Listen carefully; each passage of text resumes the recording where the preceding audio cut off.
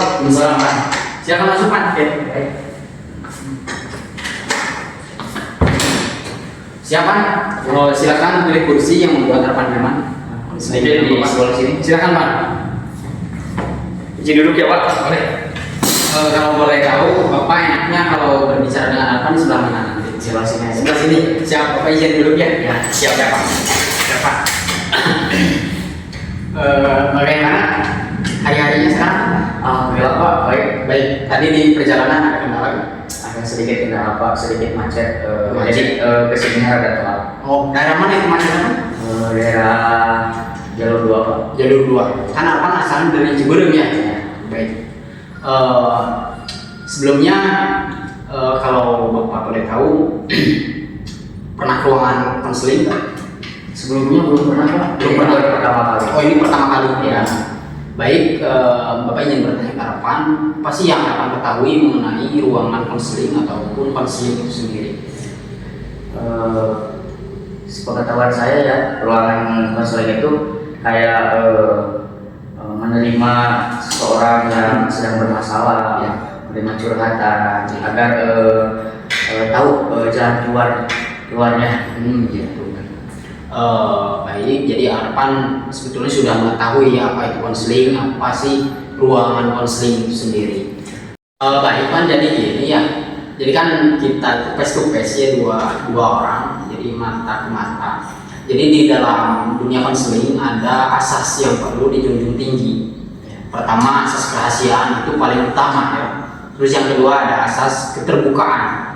Terus yang ketiga ada asas kesukarelaan. Nah, Pan datang ke sini mungkin sudah menjunjung asas. Pertama mungkin asas kesukarelaan, sukarela datang ke sini mendengar Bapak. Terus asas keterbukaan sudah berani ya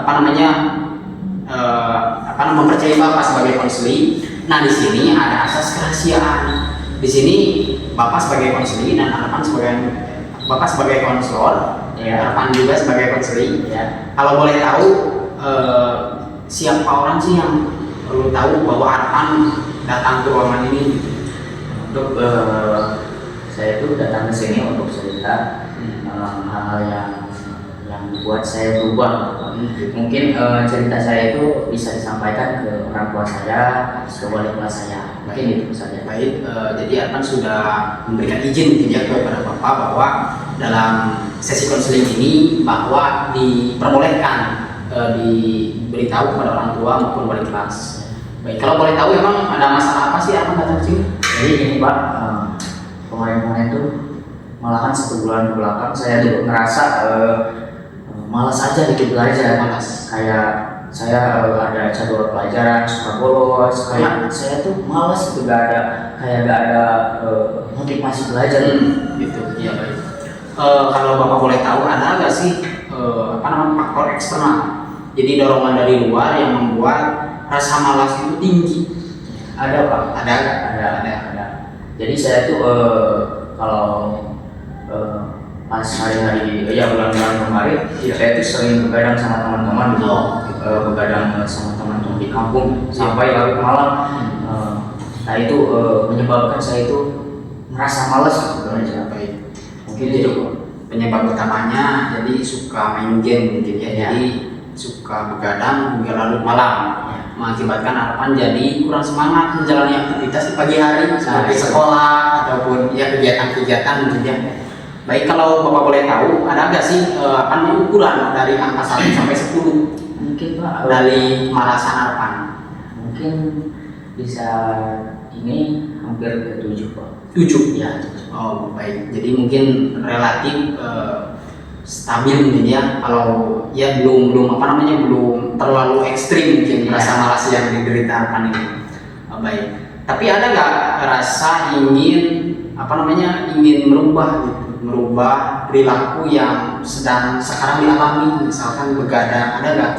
Mungkin salah satunya saya tuh datang ke sini ingin merubah kebiasaan saya yang tidak baik itu. Melakukan hal aktivitas pun sangat terhambat gitu, karena saya tuh terdorong malas saya tuh kayak udah gitu. Iya gitu. Baik. ada nggak dorongan potensi dari diri Arfan yang positif, mungkin yang menonjol untuk bisa berubah? Mungkin saat ini belum ada pencerahan gitu. Oh gitu. Baik. Jadi tadi Arfan datang sini pertama masalahnya jadi suka malas berlebih ya.